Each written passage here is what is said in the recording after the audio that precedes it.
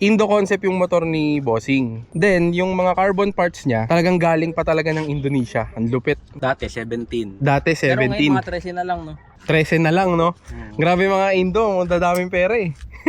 Ito ang pinaka first time ko nakakita ng Honda Click na version 1 na ganito kadiin. Mapa-internet or mapa-personal, ito yung pinakamading ko nakitang version 1. Itatagos siya sa Na mga click. vlog. Grabe to, pogi nito. Mamaya montage natin. Boss, sa Violet mo pala magkano? More or less 15 yan, mahigit. 15. Mahigit. Tara guys, ilaw 15.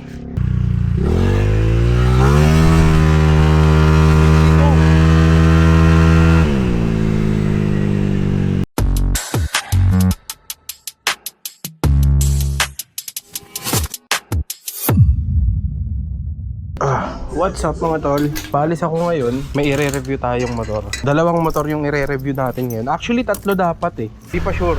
Ito yung tropa. Pogi, no? Puro click ang iyaano natin ngayon, i-review. Saan sila?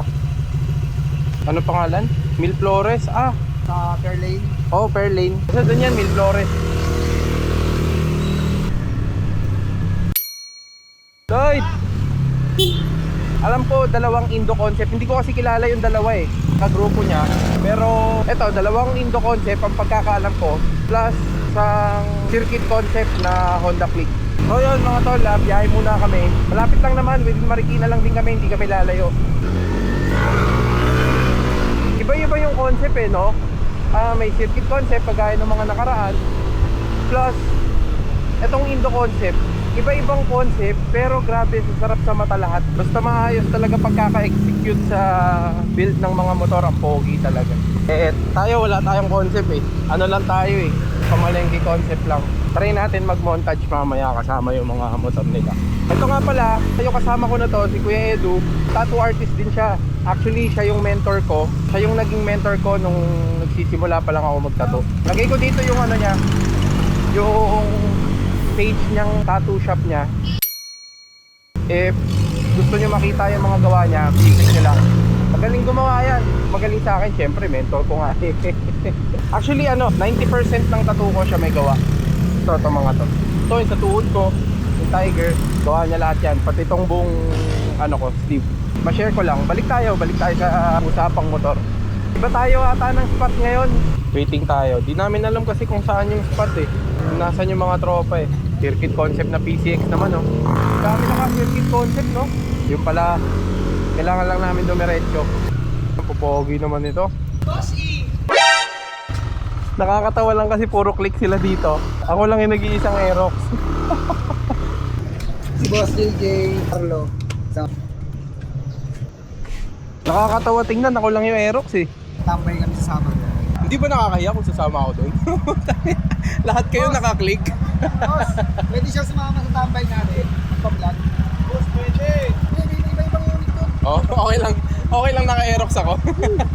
Mamaya nga itatanong ko sa inyo kung ano yung trondol. Hindi. Pero nababasa ko siya Yung eh. trondol term, circuit concept. Pero, Circuit sa Indo. Oo. Okay. Dito sa atin kasi circuit. Tara na. Tara na. Tara. So yun mga tol, biyahe lang kami, punta kami dun sa venue nila. Kasama nila ako kung saan tayo pwede mag-shoot. Tara. Maganda ng mga motor. Alam mo, natutuwa rin ako na pinasok ko tong larangan na to ng vlogging na tungkol sa motor. Kasi nakikita ko talaga kasi dati naman, medyo may alam ako sa motor, pero hindi ganito. Kumbaga nagagandahan lang ako, pero hindi ko alam yung in-depth. Kaya yun, magandang nalalaman din natin yung iba't ibang klase ng mga build ng motor. Punta dito ah. Marikenyo ako pero ngayon lang ako nakapunta dito. So yun mga tol, andito tayo ngayon sa Marikina pa din. Magre-review tayo ng Honda Click na version 1 na motor ni Papi. Ano name mo, boss? Paz. Nickname ni Bossing is Paz. Ito yung kanyang Honda Click na version 1. Boss, walkthrough mo naman kami sa sa motor mo. Start tayo siguro dito sa taas. Ano yung gamit mong master? Brake master ko, Adeline PEX 1 na CNC. As quick throttle, UMA, and CNC na quick throttle cable. Dalawa siya.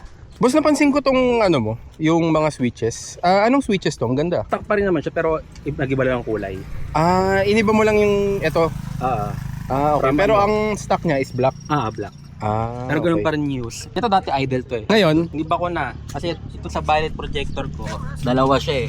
May MDL, tsaka may violet. ang galing yung MDL nakapasok sa loob. Oo. Ang galing ah. Then dito boss, matanong ko lang, pwede ba tayo mag-price reveal dyan? Kahit estimate lang. Estimate lang. Saan ba? Sa Adeline Master or tsaka kasama tong lever. Siguro 5. Itong dalawa. Kapilaan na to. 5 parehas na. Pares na siya. Okay. Then napansin ko yung mga carbon na carbon parts niya, 1, 2, 3. More or less 6. 6K. Kahit from Indo, kasi sa Pilipinas, mahal pagawa eh. From Indonesia pa talaga to. Yung tatlo. Ito nga pala mga tol, Indo concept yung motor ni Bossing. Then, yung mga carbon parts niya, talagang galing pa talaga ng Indonesia. Ang lupit. Iba talaga mag-build ng mga Pinoy. Talagang isipin mo yung mga ganitong kaliliit na details. Pinapaship pa nila from Indo to Philippines. So yun, Naman, Shopee concept. Shopee concept hindi boss, ang pogi. Then dito Bossing, sa baba, sa braking system. Ito, Adeline. Na 4-pass bracket, then switch na brake hose na naka-QR na. Naka-quick release na siya. Yung Bossing, anong tawag dun sa brake hose? Switch. Switch? Bago lang kasi sa pandinig ko yun kasi yung... Alam ko Thailand siya eh. Thai. Diba Thai ang switch? Thai concept? Bago lang kasi siya sa pandinig ko kasi sanay ako sa mga RCB lang, ganun. RCB, mga JBT. Ito bago siya sa pandinig ko, yung switch. Galing. Tapos Adeline Na 4-pot. na 4-pot. Ito yung pinakabago boss, no? Yung ano ba tawag dun? Ano bang term dito sa ganitong caliper? Radial to, diba? Radial, yun. Radial. Radial siya. Dito Bossing sa brake hose mo magkano ang estimate? More or less 4. 4K then sa caliper. Ito bumaba presyo niyan eh. Dati SRP nito is around 7. Ngayon 5,000 na lang. Kasi nagbago nga yung packaging kung nakalitaan. Actually hindi eh. Kasi talaga, nag-vlog lang ako ng tungkol sa motor. Ang reason kung bakit ako nag-vlog, para makakuha ako ng ibang knowledge. Actually talagang sa mga ganitong parts, bago lang din sa akin. So pare-parehas lang kami ng mga viewers ko actually. So dito, napansin ko, naka-LCM. Pero, naka-drop to. Oo nga, no? Sabagay, Indo concept kasi, no? Pero ano lang naman yan, 1.5 na drop. Proper pa din siya, yung normal na forma. Pero itong LCM boss, kahit sa mga circuit concept, talagang Meron maganda eh, no? Pogi ng LCM. Kaso kasi, mahal din ang presyo nito eh. Magkano ang estimate mo dito, Bossing? 8K? Pero mas mura siya, no? Compared sa mga Aerox NMAX. Kasi ang... Mas malaki kasi. Mas malaki ang Aerox sa NMAX. Kasi sa Aerox NMAX, alam ko nasa 10K pataas yata yung ganyan eh, no? Then sa boss, sa disc. Black Diamond. Okay, Black Diamond. Ito, alam ko pa to yung Black Diamond. Pero karamihan kasi wala akong idea kung anong parts siya eh. Then dito Bossing sa mugs mo, ang ganda ng mugs. ARM. Gawa ni Boss Alpon yan. May mugs pala ang ARM talaga, no? Hindi, bagong gawa lang siya. Bagong labas lang. Grabe si Bossing, bagong labas, meron na kagad. Pogi. Sa ARM Bossing magkano? 6.5. 6.5. Then, so this, nasa 3K yata yung ganyan, no? 3K plus. 3K plus. Yun, kayo na lang mag-compute kung magkano kasi ayaw mag-price reveal ni Bossing. Tsaka ayaw na rin namin mag-compute dito.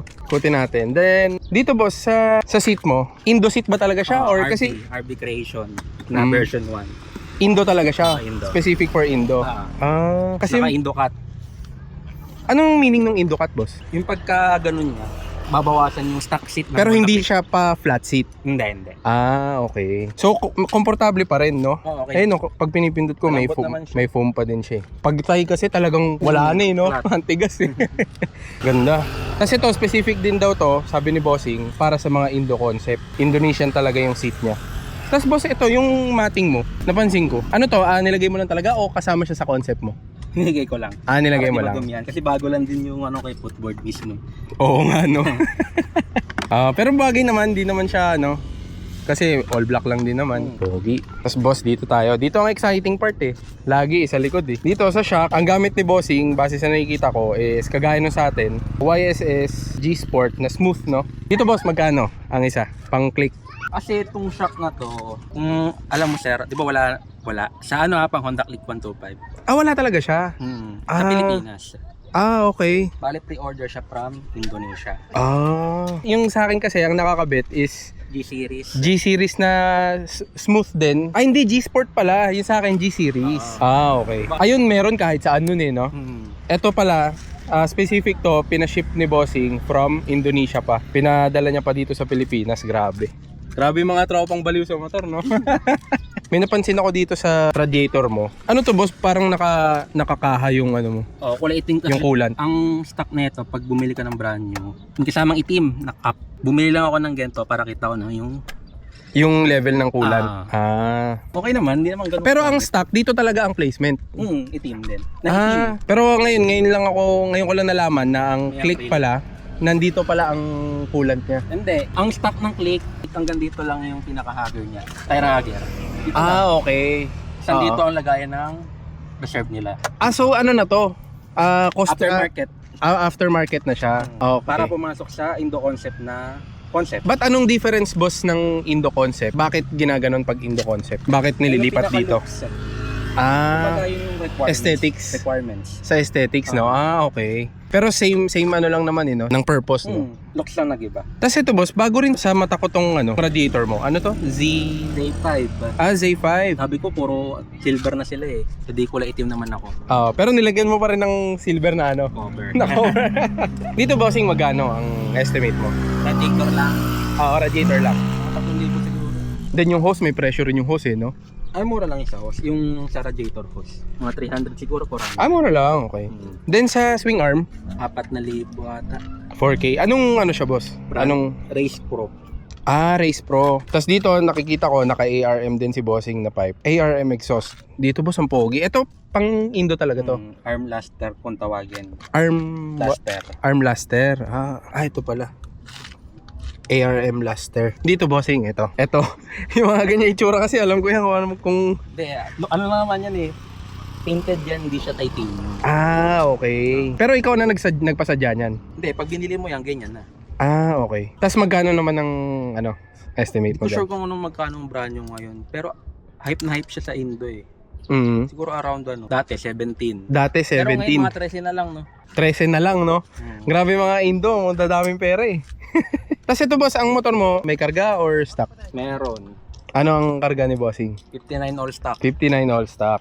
Anong block? Tingnan na natin. 59 all scam. Wala, di kita eh. Hindi, ano siya, 62. 62. 175. Anong block ang gamit mo? Pitch bike auto, MTRT.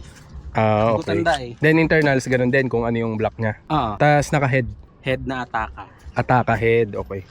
Pero ang Ataka ba, may specific ba siyang Indo ba siya or Thai? Walang specific. Okay. Ano lang siya, parang generic na brand, no? Parang JVT. Kumbaga JVT, hindi naman siya specific pang pang circuit, hindi naman siya specific pang drag lang. Kung anong concept. Oo. Kasi makina na yun no? Nasa kanya-kanyang na lang, kumbaga. Basta okay yung mismong brand. Yung concept kasi parang nakikita ko sa labas na lang no? Pero internals halos same lang yan Pero depende na lang syempre sa pagtotono kung siguro syempre pang drag iba yung pagtono kaysa sa pang circuit, di ba? Pang daily abuse lang naman. Grabe pang daily abuse ni bossing. Ito ang pinaka first time ko nakakita ng Honda Click na version 1 na ganito kadiin. Mapa-internet or mapa-personal, ito yung pinakamading ko nakitang version 1. Itatagos siya sa Na mga click. vlog. Grabe to, pogi nito. Mamaya mamontage natin to. Pero may nakikita pa kasi ako dito Nabanggit din ni bossing, naka-biled siya. Boss, walk through mo nga kami sa biled. Anong purpose ng biled? Purpose kasi ng biled, para pag gabi, mas maliwanag yung niya. Yung Nakikita buga. mo ang daan. Yun ang pinaka-purpose, tsaka looks siguro. Kasi para siyang dati kasi ang term dyan, eagle eye no? Eagle eye. Ngayon, biled na ang tawag sa kanya Pero pogi para siyang agile Sabi ng mga tropa ni bossing, mga pangyabang lang daw. Alagang-alaga yung motor ni bossing, ayoko nakakahiya. Pwede naman. Kung gusto mo lang i-testing. Laki naman ang daan. Pwede mo isang plan ko. Ano na? Isang plan na Sige, mamaya, pinayagan tayo ni bossing kung pwede, tayo. Dito lang naman, diretso lang. Malaman lang yung feels, kung ano ba feels mag-drive ng Click version 1 na ganito kadiin. Mamaya montage natin. Boss, sa biled mo pala magkano? More or less 15 yan, mahigit. 15? Mahigit. Taragis ilaw, 15. Mas mahal pa yun kasi dati meron akong kotse. May kotse ako dati na Vios. Mas mahal pa yung ilaw ng motor mo. Yung sa akin, nasa 7K lang yun sa sasakyan ko Yan sa pinakamahal na upgrade dyan. Tapos sa pala, sa pag-build ng makina, magkano rin, no? Sila na lang bahala mag-compute, no? Sila na lang. Bahala na sila kung sino man makanood. Estimate bossing, dito sa buong motor mo, tingin mo magkano na nagastos mo? Kung lang, komportable ka. Hindi lalagpas ng 100. Hindi lalabas na 100? Seryoso ba? Yung ganyang kadiin? Hindi daw lalagpas na 100. Naka-panel pala si bossing, pakita nga natin. Ah, naka-koso. Pogi. Dito boss, magkano ang panel mo? Sikreto lang eh. Secret na lang daw, kung gusto nyo malaman, maghanap na lang kayo sa marketplace kung magkano ang koso na panel, gauge panel ng Click version 1. Ay, ito pala, napansin ko, ano to? Stock ba to? Ano na, aftermarket na taillight na. Ah. Slim na siya oh. Ito yung tsura niya. Okay, mga Indo concept napapansin ko ganyan eh, no? May RGB, tapos may laro. Oo, gumagalaw yung mga ilaw nila eh. Dito boss, may ito mga gantong presyo. Mga 3K more or less. Pero nagulat ako talaga dun sa ano, sa Biled. Puta ragis na yun. 13K. 17K dati. Ngayon nagmura na 13K. Sa panggilid bossing, anong panggilid na gamit mo? Chop suey. Chop suey, oh. Actually, okay din naman ang chop suey eh. Basta makuha mo yung gusto mong tono. Oo. Kanya-kanya naman tayo kasing gusto eh. Oo. Gearing, naka-gearing. Stock. Stock ang gearing, okay.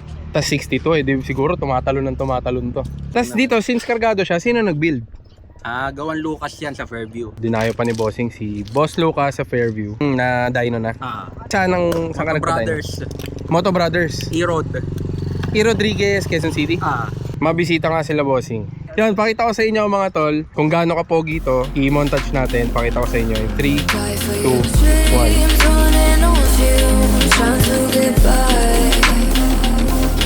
Take what you need, love what you do, when you'll be alright. Some money, power, glitz and some glamour to make you happy.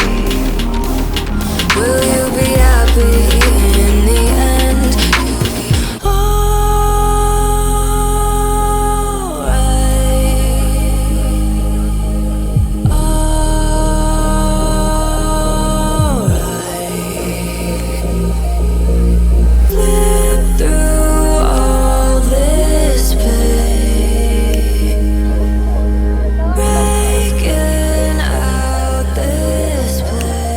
So yun mga tol, tapos na nating i-showcase yung motor ni Bossing na Click version 1. Siguro since pinayagan tayo ni Bossing na i-test drive lang siya, malaman lang natin yung feels ng pagdadrive ng 62, kargadong 62 na Click version 1 na Indo concept. Tara, samahan niyo ako. Then mamaya pala, may kasama si Bossing na i-review pa natin na Click na version. Boss, version 3 to, no? Version 3, pero next video na natin yan. Tara, drive natin yung motor ni Bossing. Swerte natin, pinayagan tayo ni Bossing na matesting yung motor niya. Nakakahiya sakyan yung mga ganitong motor eh. Tara, testing natin. Boss, thank you ah. Testing ko lang. Sarap din ang feel.